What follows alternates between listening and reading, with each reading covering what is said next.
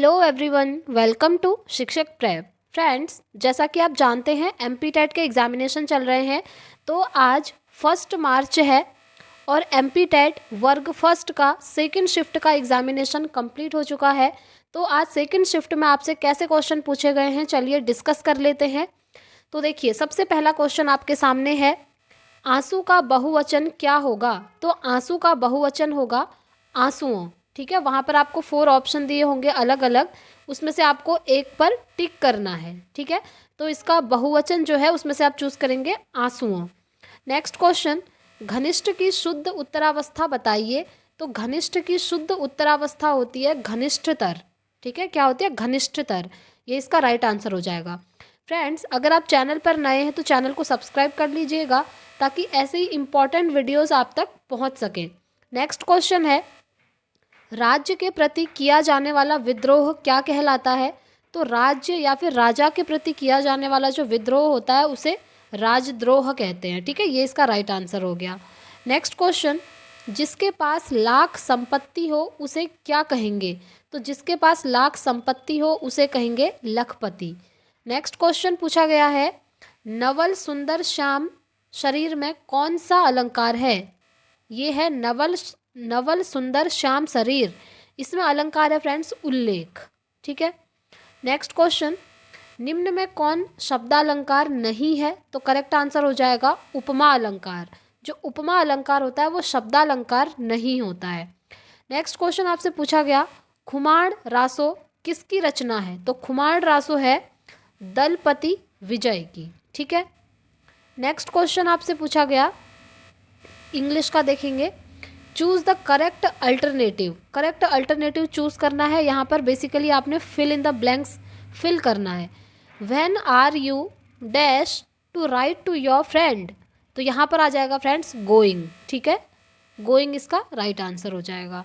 Next question, correct adverb, I accepted the new dash. तो वहाँ पर आपको 4 ऑप्शन दिए होंगे, उसमें से आपको एक सही को चूज करना होता है। तो यहाँ पर आ जाएगा विलिंगली। ठीक है। नेक्स्ट क्वेश्चन, विश्व स्वास्थ्य संगठन की स्थापना कब हुई। तो विश्व स्वास्थ्य संगठन की स्थापना हुई थी 7 अप्रैल 1948 में। नेक्स्ट क्वेश्चन देखेंगे, बच्चे बोलचाल की भाषा का अनुभव लेकर विद्यालय आते हैं, इसका निहितार्थ क्या है। आंसर होगा, बच्चों के भाषाई अनुभवों का उचित प्रयोग किया जाए। ठीक है, जो भी भाषाई अनुभव होते हैं वो अपने बच्चे जो हैं अपने घर से मातृभाषा सीख कर आते हैं ना, तो उनकी मातृभाषा को और उन्होंने जो भी अनुभव लिए हुए हैं उनका उचित रूप से प्रयोग किया जाना चाहिए। नेक्स्ट क्वेश्चन, निम्नलिखित में से भाषा के अभिव्यक्तात्मक कौशल कौन से हैं।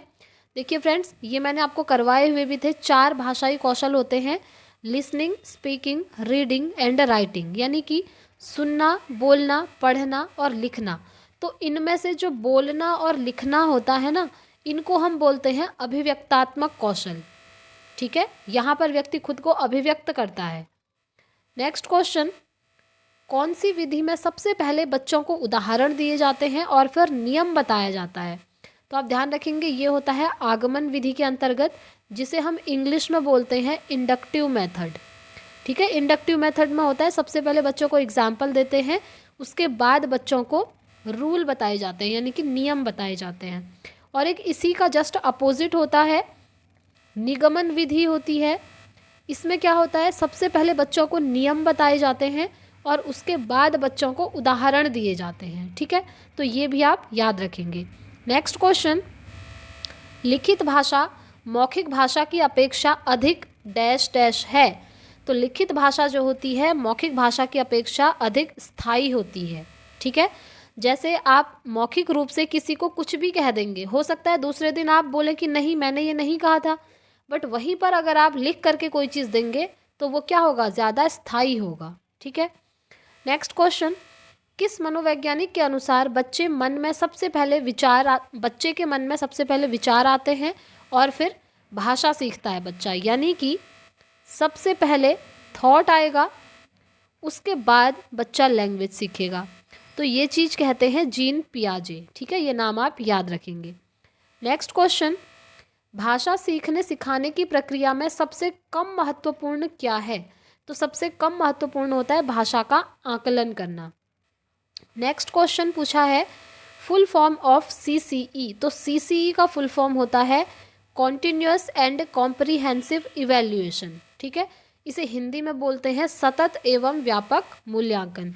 अगर आपने इसको डिटेल में पढ़ना है तो आप मेरी पुरानी वीडियोस को देख सकते हैं, जहाँ पर मैंने आपको CTET की प्रिपरेशन करवाई थी। वहाँ पर CCE का पूरा कॉन्सेप्ट मैंने आपको समझाया था। जैसे CCE है, इसके अंदर दो चीज़ें आती हैं, एक आता है FA और दूसरा आता है SA। FA होता है फॉर्मेटिव असेसमेंट, जिसे रचनात्मक मूल्यांकन कहते हैं। SA होता है संकलनात्मक या योगात्मक मूल्यांकन, जिसे हम सम्मेटिव असेसमेंट कहते हैं। ठीक है, तो डिटेल में जानना है तो आप CTET की प्लेलिस्ट में जा कर के वो वीडियो देख सकते हैं। नेक्स्ट क्वेश्चन, मुझे जगत जीवन का प्रेमी बना रहा है प्यार तुम्हारा, ये पंक्तियाँ किसने कही हैं? तो ये पंक्तियाँ कही हैं त्रिलोचन ने। ठीक है, नेक्स्ट है भारत भारती के रचनाकार कौन है? तो भारत भारती के रचनाकार हैं friends Maithili Sharan Gupt. Next question, छ ध्वनि का उच्चारण स्थान क्या है? देखिए छ की बात हो रही है, तो छ ध्वनि का उच्चारण स्थान होता है तालव्य। ठीक है, तालव्य।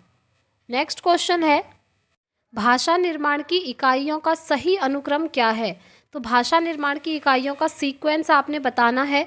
सबसे पहले ध्वनि, देन शब्द, देन पद एंड लास्ट में वाक्य आता है। ठीक है, तो ये इसका राइट आंसर हो गया। नेक्स्ट क्वेश्चन देखते हैं, वर्ष 1955 में गठित प्रथम राजभाषा आयोग के अध्यक्ष कौन थे? तो वो थे friends BG Kher. Next question आपसे पूछा गया अत्यंत में उपसर्ग बताइए। तो अत्यंत में जो उपसर्ग होता है फ्रेंड्स वो अति होता है। ठीक है, क्या होता है? अति। अति प्लस अंत इक्वल टू अत्यंत। नेक्स्ट क्वेश्चन, आनंद के पर्यायवाची बताइए। तो आनंद के पर्यायवाची होते हैं सुख, हर्ष, प्रसन्नता एंड प्रमोद। ठीक है, ये सब आपको याद रखने होंगे। नेक्स्ट क्वेश्चन, जो ईश्वर में विश्वास रखता हो उसे क्या कहेंगे? तो जो भी ईश्वर में विश्वास रखता है उसे कहते हैं आस्तिक, और जो ईश्वर में विश्वास नहीं रखता है उसे कहते हैं नास्तिक। ठीक है, दोनों ही चीज़ आप ध्यान रखेंगे। नेक्स्ट क्वेश्चन, कच्चे घड़े पानी भरना का अर्थ क्या है? कच्चे घड़े पानी भरना, इसका अर्थ होता है ठीक ढंग से काम न करना। नेक्स्ट क्वेश्चन पूछा गया भारत के सम भारत हैं में कौन सा अलंकार है? भारत के सम भारत हैं, तो इसमें है अनन्वय अलंकार। ठीक है, नेक्स्ट क्वेश्चन, मीराबाई के गुरु कौन थे? तो मीराबाई के गुरु थे रैदास। नेक्स्ट क्वेश्चन है राग दरबारी उपन्यास के रचयिता कौन है? तो राग दरबारी उपन्यास के रचयिता हैं श्रीलाल शुक्ल। ठीक है, चलिए नेक्स्ट क्वेश्चन, भिक्षुक कविता के रचयिता कौन है? तो भिक्षुक कविता के रचयिता हैं निराला जी। नेक्स्ट क्वेश्चन आपसे पूछा गया है संसार में कौन सी संधि है? तो संसार में होती है व्यंजन संधि। ठीक है, ये सब आप याद रखेंगे फ्रेंड्स। कथा सम्राट किसे कहा जाता है? तो कथा सम्राट कहा जाता है प्रेमचंद को। नेक्स्ट क्वेश्चन पूछा गया हिंदी भाषा के विकास का सही अनुक्रम क्या है? तो हिंदी भाषा के विकास का सही अनुक्रम है पाली, प्राकृत, अपभ्रंश, हिंदी। ठीक है, ये इसका करेक्ट आंसर हो गया। नेक्स्ट क्वेश्चन, रविवार पत्रिका के संपादक कौन हैं? तो रविवार पत्रिका के संपादक हैं सुरेंद्र प्रताप सिंह। ये सारे नाम आपको याद रखने होंगे फ्रेंड्स। नेक्स्ट क्वेश्चन, रामचरितमानस कितने कांड में विभक्त है? तो उसके अंतर्गत आते हैं 7 कांड। ठीक है, नेक्स्ट क्वेश्चन, जो क्रिया अभी हो रही है उसे निम्न में से क्या कहेंगे? तो जो भी क्रिया हो रही है प्रेजेंट में उसे बोलेंगे अपूर्ण वर्तमान। ठीक है, ये इसका राइट आंसर है। नेक्स्ट क्वेश्चन, हाथ को हाथ ना सूचना का अर्थ बताइए। आंसर होगा घना अंधेरा होना। नेक्स्ट क्वेश्चन, हिंदी वर्णमाला में स्वरों की कुल कितनी संख्या है? तो स्वरों की संख्या होती है 13 यानी कि 13। नेक्स्ट क्वेश्चन, सदैव में प्रयुक्त संधि कौन सी है? तो सदैव में होती है फ्रेंड्स स्वर संधि। ठीक है, नेक्स्ट क्वेश्चन देखिए, गर्दन पर सवार होना मुहावरे का अर्थ बताइए। तो गर्दन पर सवार होना मतलब होता है पीछा ना छोड़ना। ठीक है, ये इसका राइट आंसर है। नेक्स्ट क्वेश्चन देखिए, जिसके विषय में उल्लेख करना आवश्यक हो उसे क्या कहा जाता है? उसे कहा जाता है फ्रेंड्स उल्लेखनीय। नेक्स्ट क्वेश्चन पूछा गया है, किराए पर चलने वाली मोटर गाड़ी क्या कहलाती है? तो किराए पर चलने वाली मोटर गाड़ी होती है आपकी टैक्सी। नेक्स्ट क्वेश्चन, निम्न में से योजक चिन्ह पहचानिए। तो आपके सामने वहाँ पर 4 ऑप्शन दिए होंगे, उसमें से एक ऑप्शन ये है, तो ये होता है आपका योजक चिन्ह। ठीक है, आप चिन्ह अच्छे से पढ़ के जाइएगा, अल्प विराम है, योजक चिन्ह है, ये सब देख के जाइएगा। नेक्स्ट क्वेश्चन, काला अक्षर भैंस बराबर का क्या अर्थ है? काला अक्षर भैंस बराबर होता है फ्रेंड्स अनपढ़ होना। नेक्स्ट क्वेश्चन देखिए, चंदन बाला रस किसकी रचना है? तो ये है आसगु की। ठीक है, नेक्स्ट क्वेश्चन है, अशोक के फूल के रचनाकार कौन है?